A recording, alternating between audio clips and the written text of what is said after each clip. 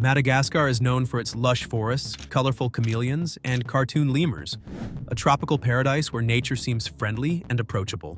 But rewind the clock and it tells a very different story. This island wasn't just isolated, it was an evolutionary sandbox. With no large land predators like T-Rex or sauropods to balance the scales, nature got weird. Really weird.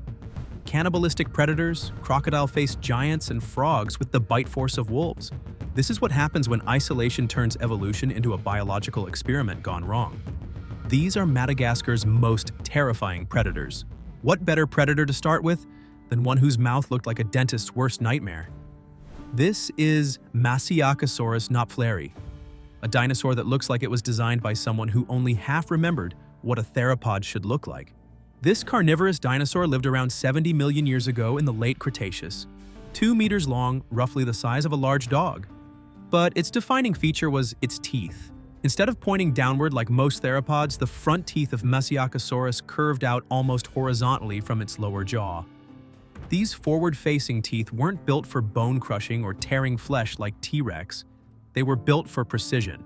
The front teeth were long, slender, and backward curved at the tips, perfect for stabbing and gripping small, slippery prey. Farther back in the mouth, the teeth became more traditionally recurved, better for slicing. This strange two-stage dental arrangement baffled scientists at first. What kind of dinosaur needs forward-facing teeth like that? But the answer lies in the prey it hunted.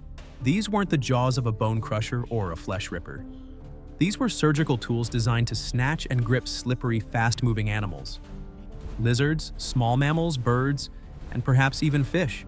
The teeth at the front likely acted like chopsticks, catching delicate prey, while the rear teeth handled the messy business of slicing.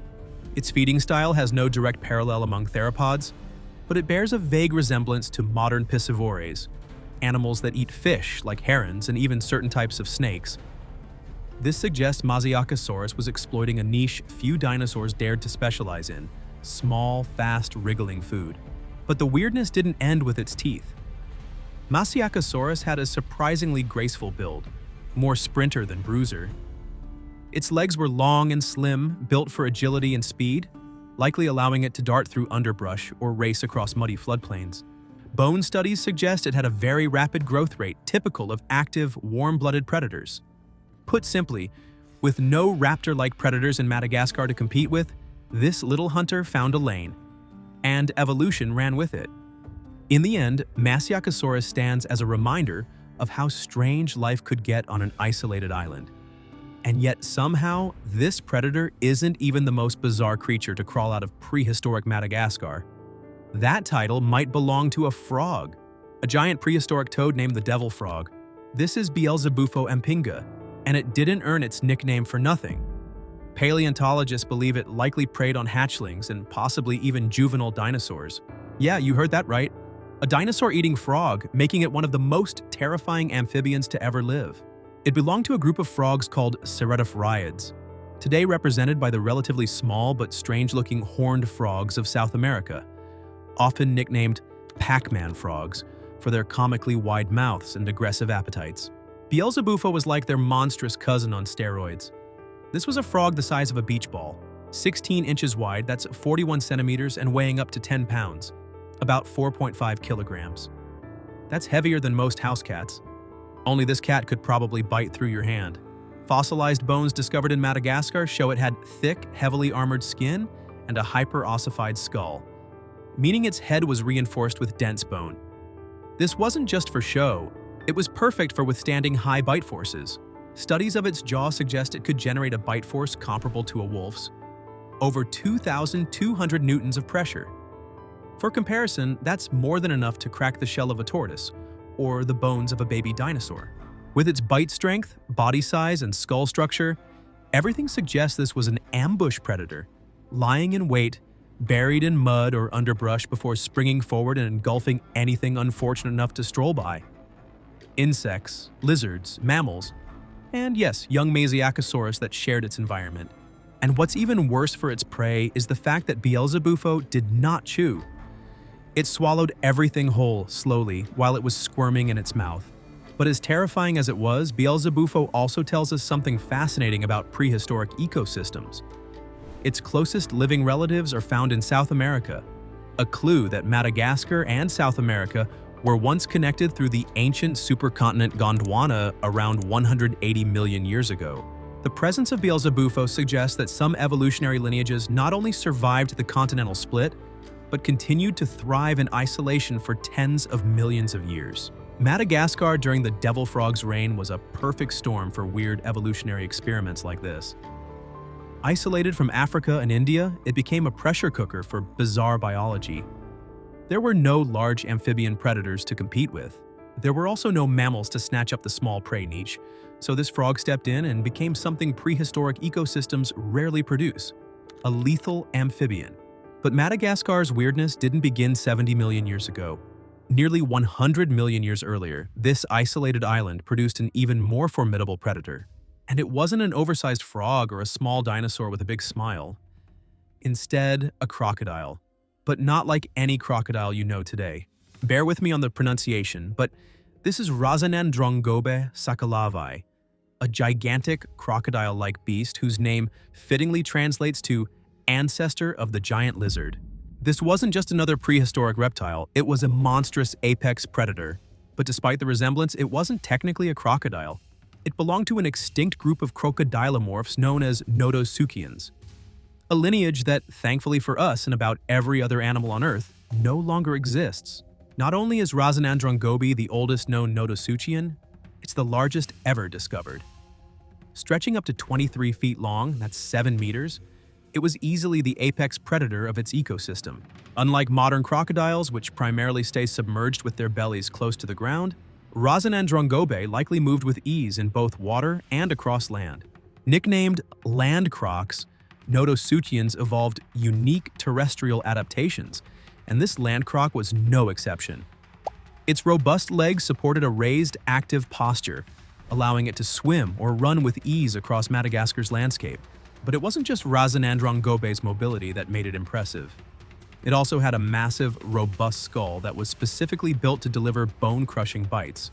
Paleontologists found teeth that rivaled those of Tyrannosaurus rex, measuring nearly 15 centimeters long, that's 6 inches. Although no exact measurement of its bite force exists, experts suggest it was considerably larger than the modern saltwater crocodile and may have even surpassed T-Rex itself.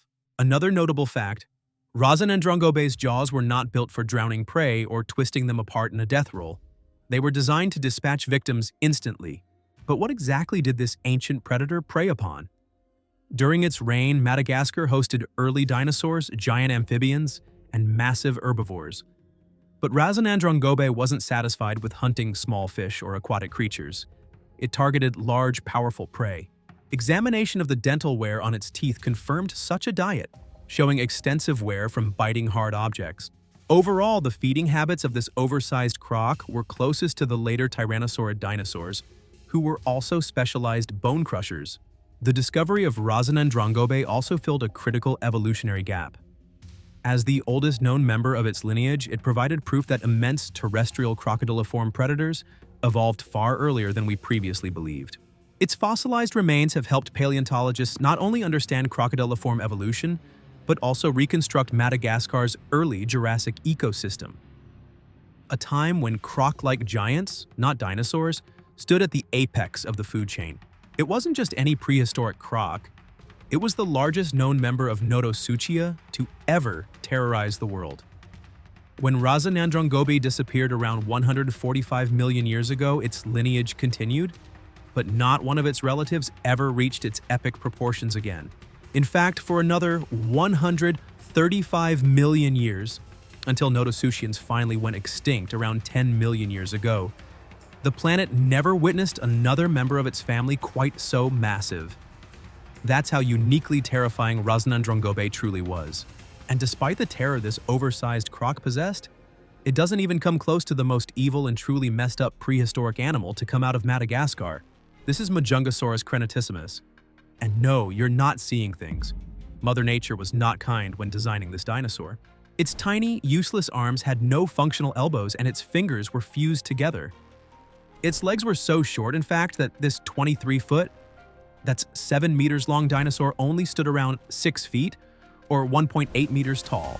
The Majungasaurus looked so ridiculous, in fact, that its nicknames include Sausage-saurus and Hot Dog Lizard. But despite its appearance, Majungasaurus was no joke, being the top apex predator in Madagascar during the late Cretaceous. That was 66 to 70 million years ago. Alongside its predatory dominance and its comical appearance, it did have a dark secret, though. In 2003, paleontologists made an eye-opening discovery that changed everything we thought was possible about Majungasaurus and other theropod dinosaurs in general. While excavating its fossils, they uncovered rib bones from an adult Majungasaurus, riddled with deep tooth marks. At first, it seemed obvious. A massive, undiscovered predator had fed on this unfortunate dinosaur. But this was not the case, as Majungasaurus was the biggest predator roaming Madagascar at this time. As more fossils and teeth were found in the years that followed, paleontologists decided to take a closer look by studying the bite radius of the tooth marks. It was clear that the culprit wasn't some other undiscovered dinosaur stalking the region. It was, in fact, another Majungasaurus. By lining up the bite marks from the rib bones with Majungasaurus teeth, paleontologists could prove that this dinosaur had been fed on by one of its own kind. This was a groundbreaking moment in paleontology. The discovery provided the first hard evidence of cannibalism among dinosaurs. Some people suggested this could have been a one-off or rare event, that a particular Majungasaurus could have been very hungry, and while scavenging, stumbled across an old dead body. However, the fossil record reveals multiple instances of this dinosaur eating its own kind. One discovery even found Majungasaurus bones in the stomach contents of another Majungasaurus. A study published in 2007 confirmed that this dinosaur did not just eat its own kind, it almost certainly killed its own kind as well. Additional bones were discovered from a fight between two Majungasaurus, and numerous bones from one individual had bite marks. More interestingly, there appeared to be no signs of healing. This strongly suggests the injuries were fatal, given the bone had no chance to heal and the victim was eaten shortly after death, or perhaps even during the fight. So this was hard evidence that they often engaged in brutal and sometimes fatal fights with their own kind, with the loser of the fight being eaten. It was a dinosaur you wouldn't want to meet, even if you were another Majungasaurus yourself. But how can paleontologists be so sure and confident that all these injuries were inflicted by another Majungasaurus? It's surprisingly easy to identify bite marks from Majungasaurus. The skull and teeth were unique and had very different biting styles compared to other large predators during this time. With its broad, short, and dense skull, it was better designed for biting down and gripping rather than slicing through prey. This made it highly efficient at holding onto prey and possibly its unfortunate rivals. On paper, life as a Majungasaurus should have been easy. It was the biggest and strongest predator in its region, perfectly adapted to dominate its environment. But the reality was far more brutal. Its greatest threat wasn't other species, it was itself. Majungasaurus faced constant danger from its own kind, often engaging in fatal fights where the loser would be devoured. But despite this savage lifestyle, Majungasaurus was very successful. So successful, in fact, that it was able to kill its own kind and still thrive for millions of years. This all came to an end, of course, roughly 66 million years ago when the asteroid wiped out 75% of all species on Earth, making it one of the last known non-avian dinosaurs to go extinct. My name's Jerry, and you've just witnessed Madagascar's most terrifying prehistoric predators. Proof that isolation can transform tropical paradises into factories for producing biological experiments gone wrong. These weren't failed evolutionary experiments. They were successful apex predators that dominated through strategies so bizarre, they could only exist on an isolated island where normal competition didn't apply. What other isolated ecosystems produced nightmare predators? Drop your suggestions below and I'll continue excavating the monsters evolution created when nobody was watching.